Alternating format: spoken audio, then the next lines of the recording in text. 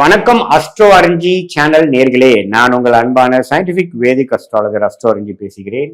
நல்லது நினைப்போம், நல்லதே நடக்கும். இந்த வீடியோவில் நம்ம என்ன பார்க்க போறோம்னா, மீனராசிக்காரர்களுக்கு 2026 எத்தகைய ஒரு ஆண்டாக இருக்க போகிறது.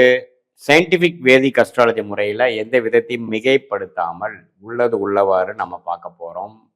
பரிகாரங்கள் மிகைப்படுத்தி பார்ப்பது அது மாதிரி விஷயங்களும் இல்லாமல் அறிவியல் சார்ந்த முறையில நம்மளுடைய போன ஜென்மத்தில் செய்த பாவ புண்ணியங்களுக்கு ஏற்ற மாதிரி இந்த ஜென்மத்தில் நம்மளுடைய வாழ்க்கையில் சாதகமான வாழ்க்கை சம்பவங்களும் சாதகமற்ற வாழ்க்கை சம்பவங்களும் எப்படி உருவெடுக்கிறது, அதுக்கு ஒளி தத்துவம் எப்படி செயல்படுகிறதுங்கிறது மிகைப்படுத்தாமல் உள்ளது உள்ளவாறு பார்க்க போறோம். இது பாருங்க, இந்த ஆண்டு கிரகம் என்று சொல்லப்படுகிற குரு சனி ராகு கேதுகளை வைத்து பார்க்கக்கூடியது. இது ஒரு பொதுவான பலன் தான். துல்லியமான பலன்கள் உங்களுடைய ஜென்ம ஜாதகத்தில் பார்க்கும்பொழுது ஒண்ணுமே நம்ம சேர்த்து பார்க்க முடியும். இப்ப பாருங்க, குரு மாதத்தின் முதல் 5 மாதம், ஆண்டின் முதல் 5 மாதம் மே மாதம் வரைக்கும் குரு 4ஆம் இடத்திலிருந்து தொழில் மேன்மை, தொழில ஒரு ஃபோக்கஸு, இம்ப்ரூவ்மெண்ட்டு அதில் கொடுக்குறார். நல்ல ஒரு முன்னேற்றம், தாயார், இடம், வண்டி, வாகனம் அது மாதிரி விஷயத்துலையும் ஓரளவுக்கு நம்மளுடைய கர்மா என்ன நம்ம பண்ண நினைக்கிறோமோ அதில் ஓரளவுக்கு ஃபோக்கஸ்டாக பண்ண வைக்கிறார். இருந்தாலும் ஜென்ம சனி போய் கொண்டு இருக்கிறதுன்னு மறந்துடக்கூடாது. ஸோ எல்லாமே கொஞ்சம் ஸ்ட்ரெஸ்ஸாக தான் இருக்கும். மைண்டு கிளாரிட்டியோடு இருக்காது. நம்ம அப்பப்போ டென்ஷன் கொடுக்கும். சில பேர்த்துக்கு உடல் உபாதைகள் வரலாம், சில பேர்த்துக்கு திடீர்னு சில செட்பேக்ஸ் வரலாம், சில பேருக்கு இந்த உறவுகளில் பிரச்சனை வரலாம். அது மாதிரி பல விஷயங்கள் அப்ஸ் அண்ட் டவுன்ஸ் இருக்கக்கூடிய அமைப்புகள் கொடுக்கக்கூடிய ஒரு ஜென்மசனி தான் போய்கொண்டிருக்கிறது. எல்லாத்திலையும் கவனம் தேவை. அதே சமயத்தில் ராகு 12ஆம் இடத்திலிருந்து குருவின் பார்வை பெற்று விரயங்கள், கோயிலுக்கு போகிறது, வெளிமாநிலம் போகிறது, வெளிநாடு போகிறது, அது மாதிரி எண்ணங்கள் இருக்கிறவங்களுக்கெல்லாம் டக்கு டக்குன்னு நடக்கும். விரயங்கள் அதிகமாக உண்டு. சிறு சிறு விரயங்களும் சிறு சிறு பிரயாணங்களும் உண்டு. அதே சமயத்தில் 6ல் குரு இருக்கிறது ஓரளவுக்கு நல்லது தான். ஸோ இது எது மாதிரி ஒரு அமைப்பு கொடுக்குதுன்னா, முதல் 5 மாதங்கள் நம்ம கூட செய்யக்கூடிய வேலையில நிதானமாகவும் அதையும் ஃபோக்கஸ் பண்ணிக்கூடிய அமைப்புகள் தேவைப்படுகிறது. இதே ஜூன் மாதத்துக்கு அப்புறம் பார்த்தீங்கன்னா, குரு 5ஆம் இடத்துக்கு உச்சம் பெற்று இதுவரை 5 மாதமாக ஒரு டல்லா போயிட்டு இருந்த விஷயமெல்லாம் கொஞ்சம் நல்லா ஆகுது. ஜென்மசனி கொஞ்சம் கண்ட்ரோலுக்குள்ள வருது.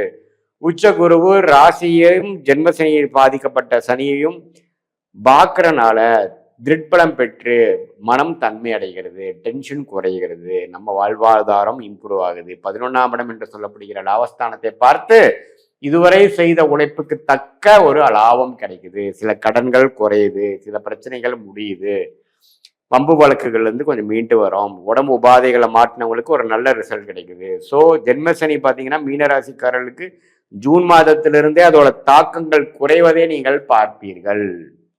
ஆனால் அது வரைக்கும் நீங்கள் கொஞ்சம் கேர்ஃபுல்லாக தான் இருக்கணும். திடீர்னு எண்ண மாற்றங்கள், மென்டல் ஸ்டெபிலிட்டி இல்லாமல் இருக்கிறது, கோபதாபங்கள் வருவது, உடல் உபாதைகள் வருவது, சிறு வயதினர்களுக்கு பார்த்தீங்கன்னா தவறான சகவாசங்கள், தேவையற்ற செயல்கள்லாம் செய்யக்கூடிய அமைப்புகள் இருக்குது. கொஞ்சம் கேர்ஃபுல்லாக இருக்கணும். ஸோ மனம் சஞ்சலப்படக்கூடிய அமைப்புகள் இருக்குது. ஜூனுக்கு மேலே ஒரு நல்ல அமைப்பு மீனராசிக்காரர்களுக்கு காத்திருக்கிறது. மனம் உற்சாகமடையும். அடுத்தடுத்த வேலை மாற்றம், முன்னேற்றம், தொழில் அபிவிருத்தி, வெளிநாடு பிராணங்கள், குழந்தைகள் எதிர்பார்க்கிறவங்களுக்கு குழந்தைகள் விஷயங்கள், கல்யாணமாகாமல் தடையா இருக்கிறவங்களுக்கு திருமணம் நடக்கக்கூடிய அமைப்புகள், நற்செய்தி பெறுவது, வேலையில ப்ரொமோஷன் வருவது, லாபங்கள் பெறுவது, நண்பர்களிடையே ஓரளவுக்கு நல்ல அமைப்புகள் வருது, காதல் கைகூடுவது, இது மாதிரி நல்ல பலன்கள் ஓரளவுக்கு செகண்ட் ஹாஃப்ல கொடுக்கக்கூடிய அமைப்புகள் இருக்கு. பட் என்னதான் இருந்தாலும் ஜென்மசனி ஆண்டு முழுவதும் இருக்குதுங்கிறது மறந்துடக்கூடாது. அதனால எந்த ஒரு முக்கியமான விஷயங்களும் எடுத்தமா கம்தமானு செய்யாமல் கொஞ்சம் பொறுமையாகவும் கவனமாகவும் கண்டிப்பாக மீனராசிக்காரர்கள் செய்ய வேண்டும். எல்லா வயதினரும் மனதை கட்டுக்குள் வைத்து கொண்டு வேணும், கண்ட்ரோலாக வச்சுக்கணும், செலவுகளை பார்த்து செய்யணும், உடல் உபாதைகளை வராம பார்த்துக்கணும், மன சோர்வுலேருந்து நீங்கி வரணும். நம்ம யாரோட பழகிறோம், புதுசா யாரோ உங்களோட நட்பு பாராட்டுறதுக்கு மாதிரி வந்தாங்கன்னா அவங்க யாரு என்னன்னு பேக்ரவுண்ட் தெரிஞ்சுதான் உங்களுடைய சீக்ரெட்டான விஷயங்கள், பர்சனலான விஷயங்கள் பேசணும். நம்பி ஏமாறக்கூடாது. ஸோ இது மாதிரி ஒரு ரிஸ்கான ஜென்மசனி என்று சொல்லப்படுகிறது.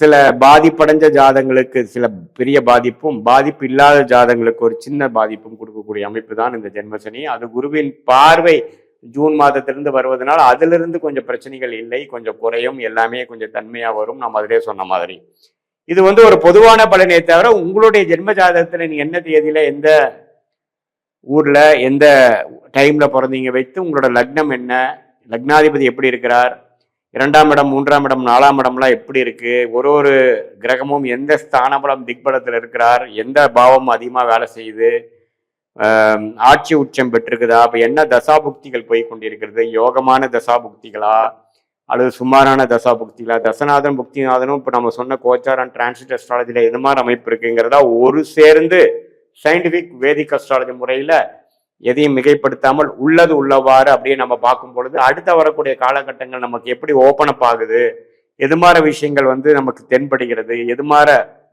டைரக்ஷன்ல வந்து நமக்கு வாழ்க்கையை திரும்பக்கூடிய அமைப்புகள் இருக்கு, நம்மளுடைய பிராப்தங்கள் என்ன, எது எது வந்து நமக்கு நடக்கிற மாதிரி இருக்கு, எது எது நமக்கு நடக்கிற அமைப்புகள் இல்லை, எது மாதிரி ஒரு ஒரு துறை வந்து நமக்கு ஒத்து வரும், எந்த நேரத்தில் எது செய்யலாம், திருமண விஷயமா இருந்தாலும் சரி, தொழில் மேன்மையான விஷயங்களா இருந்தாலும் சரி, வேலை விஷயமா இருந்தாலும் சரி, உயர் படிப்பு விஷயமா இருந்தாலும் சரி, ஹெல்த் விஷயமா இருந்தாலும் சரி, எந்தெந்த நேரத்தில் எது மாதிரி விஷயங்கள் செய்யலாம், நம்மளுடைய பிராப்தங்கள் என்னங்கிறது நம்ம தெரிந்து கொண்டவையானால் தேவையற்ற மன உளைச்சல், தேவையற்ற பண விரயங்கள், தேவையற்ற சமய விரயங்கள்லாம் தவிர்த்து நமக்கு என்ன நேச்சுரலா நமக்குடைய ஜாதக பிரகாரம் நம்மளுக்கு என்ன வருதோ அதை தெரியும் பொழுது உங்களுக்குமே அதே மாதிரிதான் இருக்கும்.